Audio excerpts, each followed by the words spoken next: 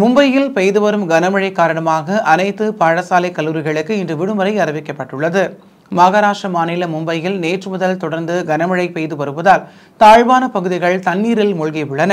மும்பை மற்றும் அதன் அருகில் உள்ள மாவட்டங்களான தானே, பால்கர் மற்றும் ராய்காட் ஆகிய பகுதிகளுக்கு இந்திய வானிலை ஆய்வு மையம் ரெட் அலர்ட் விடுத்துள்ளது.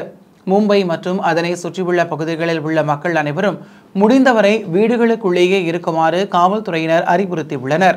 இடைவிடாது பெய்த மழையால் தானேவில் உள்ள மும்பரா புறவழி சாலையில் நேற்று இரவு ஏற்பட்ட நிலச்சரிவு காரணமாக அப்பகுதியில் 3 மணி நேரத்திற்கும் மேலாக போக்குவரத்து நெரிசல் ஏற்பட்டது.